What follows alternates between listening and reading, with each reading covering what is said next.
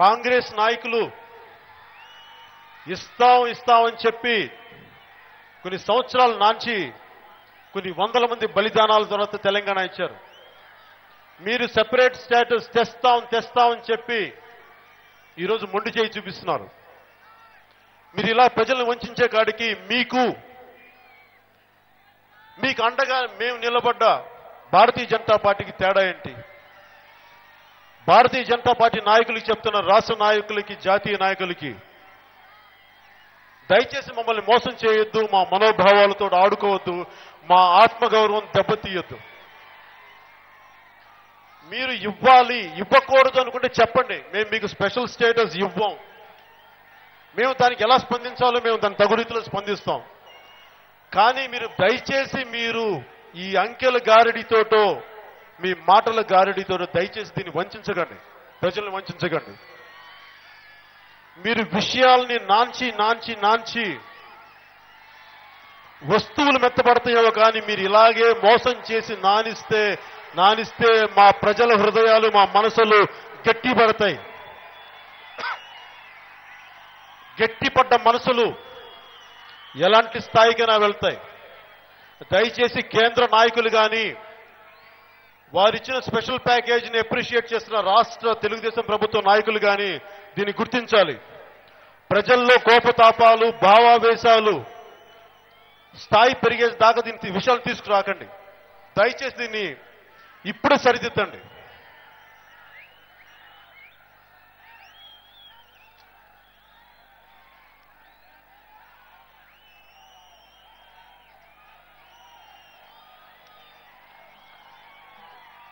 నిజంగా వీళ్ళు రాష్ట్రానికి మనకి ఇచ్చేసాయని ఉండుంటే 10 సంవత్సరాల క్రితమే మన అనంతపూర్లో సెంట్రల్ యూనివర్సిటీ వస్తుందని చెప్పారు. సెంట్రల్ యూనివర్సిటీ చూస్తున్నామని చెప్పారు.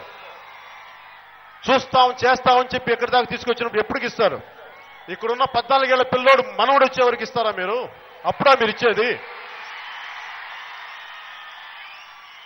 ఎప్పుడు ఇస్తారు? ఎప్పుడు తెస్తారు? మాటలు చెప్పి విని అలిసిపోయాం మేము. రాష్ట్ర ప్రభుత్వం వారికి ఎలా చెప్తారు, ఎలా మెచ్చుకుంటారు, ఎలా సన్మానాలు చేయిస్తారు? అది మీ ఆత్మకి క్షోభ కలగట్లేదా? మీకు తప్పనిపించట్లేదా? మీకు ప్రజల్ని వంచిస్తున్నారని మీకు అనిపించట్లేదా? మీరు ఇలాగే చేస్తే 2019 ఎన్నికలకి మేమేం చేయాలో మాకు బాగా తెలుసు. ఇది కేంద్ర ప్రభుత్వం, రాష్ట్ర ప్రభుత్వం దయచేసి దీన్ని గుర్తించవలసిందిగా మేము పదే విజ్ఞాపన చేస్తున్నాం.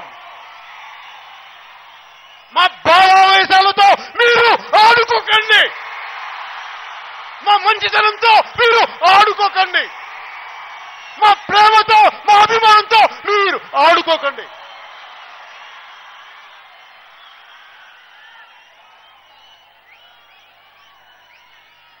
ఇందులో ఇంకో అంశం ఉంది. దుగ్గరాజుపట్నంలో మేజర్ పోర్ట్ ఇస్తామని చెప్పారు. నేను అడిగిన నిపుణులను అడిగితే వాళ్ళు ఏమన్నారంటే, major port with the help of private public partnership ఇస్తాం అని చెప్పారు.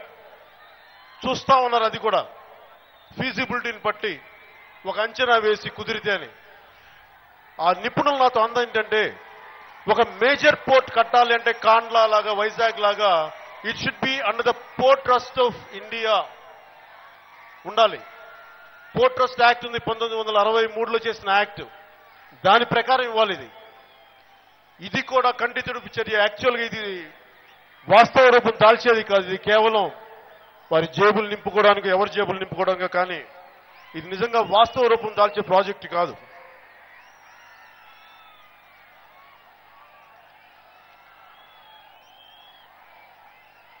అలాగే ఎయిర్పోర్ట్స్ విశాఖపట్నంలో కానీ, విజయవాడలో కానీ, తిరుపతిలో కానీ కడతా ఉన్నారు. ముఖ్యంగా విశాఖపట్నం కానీ, విజయవాడకు కానీ ఎయిర్పోర్ట్స్, ఇంటర్నేషనల్ స్థాయి ఎయిర్పోర్ట్స్ కావాలంటే భూమి కావాలి. ఒకవైపు రాష్ట్ర ప్రభుత్వం దగ్గర నిధులు లేవు, నిధుల కొరత ఉంది అంటున్నారు. కేంద్రం ఏమంటుందంటే, మీరు భూమి ఇస్తే కానీ మేము ఎయిర్పోర్ట్లు స్ప్రెడ్ చేయం, కన్స్ట్రక్ట్ చేయలేము, కట్టలేము అంటారు. ఇది ఎలా ఉందంటే పిచ్చి కుదిరితేనే పెళ్లి, పెళ్లి కుదిరితేనే పిచ్చి. ఎప్పుడు ఇక్కడ తిరుగుతూ ఉంటుంది. అంటే ఎప్పటికీ జరగ ఒక లూప్ లో తిరుగుతూ ఉంటాయి ఇవి. అలా ఉంది. అలాగే నేషనల్ హైవేస్ లో మేము మీకు ఇస్తాం, ఇన్ని వేల కోట్లు 25,000 కోట్ల రోడ్లు వేస్తామంటే ఆ నిపుణులు నాకు చెప్పింది ఏంటంటే నేషనల్ హైవే పాలసీ ప్రకారం ఏ రాష్ట్రం అయినా కేంద్రం తన రోడ్లు వేసుకుంటూ వెళ్తుంది. దానికి మనకు సంబంధం లేదు. వాళ్ళకి నిజంగా చెయ్యాలి మీ రాష్ట్రానికి అంటే రాష్ట్ర హైవేస్ ని, స్టేట్ హైవేస్ ని కానీ వాళ్ళు స్పాన్సర్ చేయగలిగితే, ఆ డబ్బు వాళ్ళు పెట్టగలిగితే అప్పుడు నిజంగా దీంట్లో పెట్టొచ్చు. కానీ వాళ్ళు అన్ని రాష్ట్రాలకు వేసిన రోడ్లు వేస్తూ మీ రాష్ట్రంలో కూడా వేస్తూ దాన్ని స్పెషల్ ప్యాకేజ్ కింద పెట్టడం అనేది ఇది మోసం చేయడం అని చెప్పారు నాకు వాళ్ళు.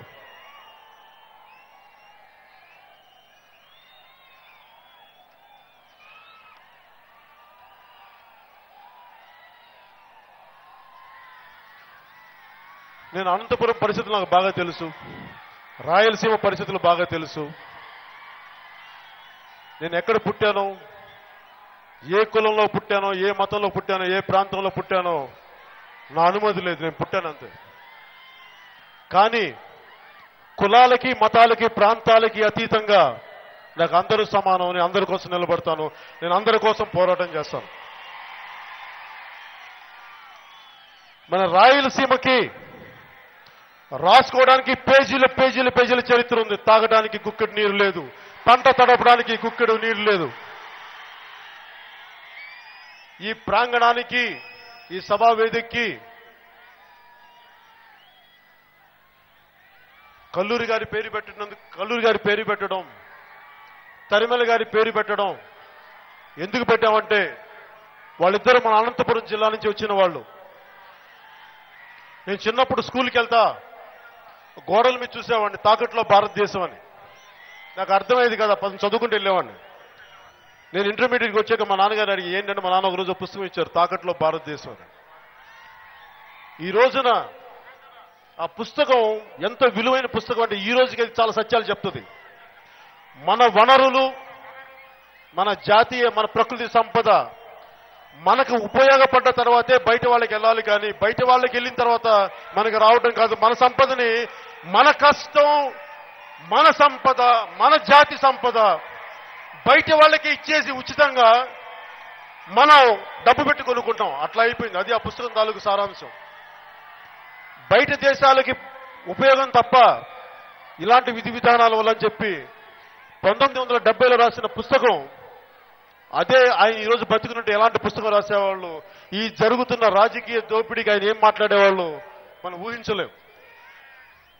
అలాగే కల్లూరి గారు ఈరోజు ఇంత మాత్రం మనకు అనంతపురంలో విద్యాలయాలు ఉన్నా వాటికి స్ఫూర్తి ప్రదాత శ్రీ కల్లూరి గారు. నిస్వార్థంగా ఒక రాజకీయ నాయకుడు ఏం ఆశించకుండా ప్రజల కోసం పాటుపడ్డ గొప్ప వ్యక్తి. అందుకని వాళ్ళిద్దరి స్ఫూర్తి ఉన్నందువల్ల వాళ్ళిద్దరికి పేరు పెట్టాం.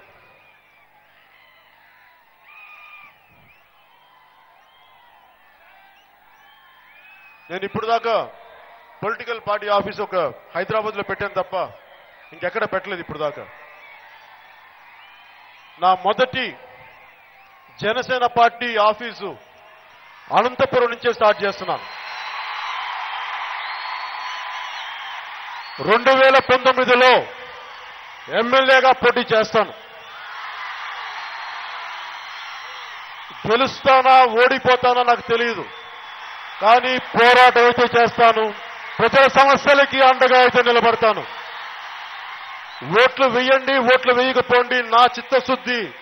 నేను మీకు ఎప్పుడు అండగా ఉంటాను. మీరు నాకు అండగా ఉంటారో లేదో నాకు తెలియదు. నేను మటుకు మీకు ఎప్పుడు అండగా ఉంటాను.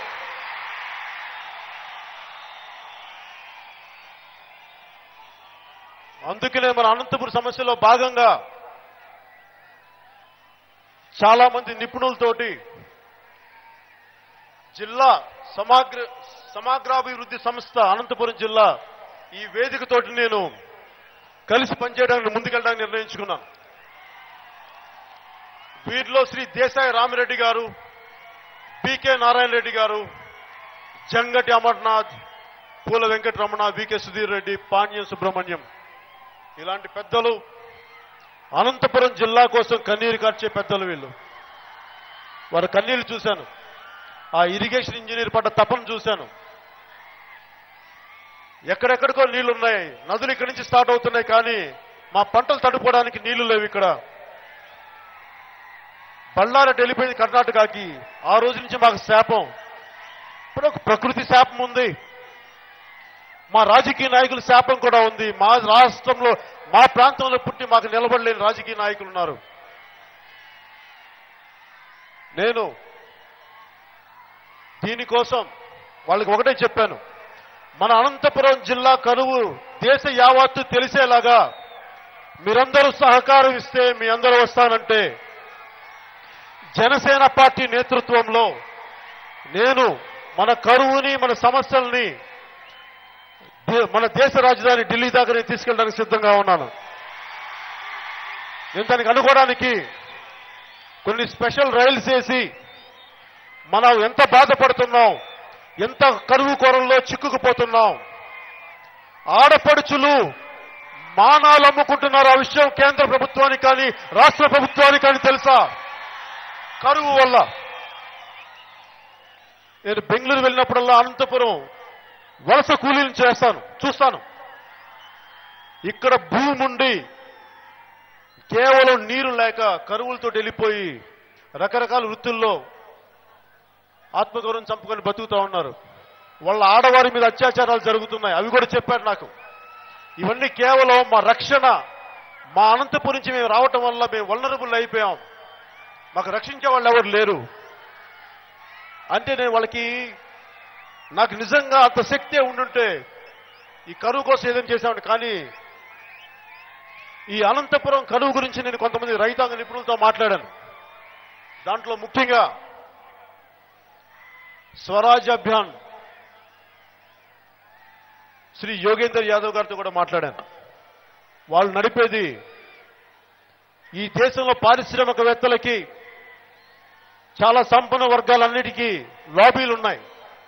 కానీ సగటు రైతుకి, సగటు కూలీకి వాళ్ళని అర్థం చేసుకుని వాళ్ళ తరఫున పోరాడే లాబీలు లేవు.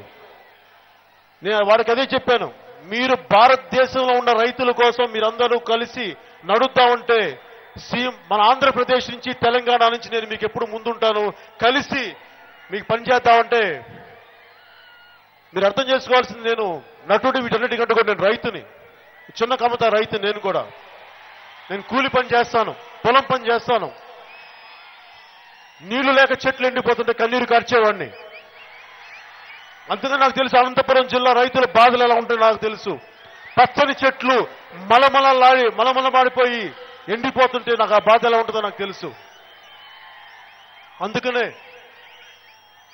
నేను మీకోసం ఈ సమస్యని జాతీయ స్థాయి నాయకులకి తీసుకెళ్లే విధంగా ప్రత్యేక రైల్లో ఈ జిల్లా, మన అనంతపురం జిల్లా సమగ్రాభివృద్ధి సంస్థ వ్యక్తులతో కలిసి మీరందరూ వస్తారంటే మిమ్మల్ని కూడా నేను తీసుకెళ్తాను ఢిల్లీకి. అక్కడ ప్రధానమంత్రి గారికి, మిగతా జాతీయ స్థాయి నాయకులకి, అలాగే రైతులకు అండగా నిలబడే శ్రీ యోగేంద్ర యాదవ్ లాంటి గారి వ్యక్తులతోటి మన సమస్యను చెప్తాను. ముఖ్యంగా రాష్ట్ర ప్రభుత్వం నిజంగా చిత్తశుద్ధిగానే ఉండుంటే అనంతపూర్కి ఏం చేసే ఉండాల్సింది. ఎందుకు మీరు ఏం మాట్లాడలేదు వీటి గురించి? తాత్కాలిక చర్యలైన రెయిన్ గన్స్ కొట్టినా కరువు ఆగిపోతా? తాత్కాలిక చర్యలు అవి. ఇన్ని దశాబ్దాల కాలంలో ఎందుకు ఏ ఒక్కరూ కూడా ఈ వ్యవసాయానికి కానీ, తాగునీటికి కానీ ఎందుకు ఎవరు ప్రభుత్వాలు నిలబడలేకపోయినాయి? ఒక సత్యసాయిబాబా రావాలా తాగునీటి అవసరాలు తీర్చడానికి? స్పెయిన్ నుంచి వచ్చిన దివంగత శ్రీ పెరీరా గారు కావాలా ఇక్కడ అవసరాలు తీర్చడానికి? ఎక్కడో బెంగాల్లో పుట్టి ఇక్కడ రొడ్డం మండలంలో ఉండి టింబక్టు ప్రాజెక్ట్ అని చెప్పి స్టార్ట్ చేశారు. మేరీ జాన్ అండ్ గంగూలీ అని. వీళ్ళు మన రాష్ట్రానికి సంబంధం లేని వ్యక్తులు. కేవలం ఇక్కడ కరువు చూసి ఒక జపనీస్ శాస్త్రవేత్త ముసునోబు ఫుకుఓకా ఆయన స్ఫూర్తితోటి, ఎమర్జెన్సీలో పాటుపడ్డ జయప్రకాష్ నారాయణ గారి స్ఫూర్తితోటి, పాలేకర్ రైతుల పాలిటి దైవం పాలేకర్ గారి స్ఫూర్తితోటి వాళ్ళు అక్కడికి వచ్చి ఒక ఎడారిని ఈ రోజున ఎంతో కొంత బాగు చేయిస్తా ఉన్నారు. 20 సంవత్సరాలు పట్టింది. అంటే ప్రభుత్వాలకి పట్టిన బాధ్యత, ప్రభుత్వాలు తలుచుకుంటే చేయగలవు.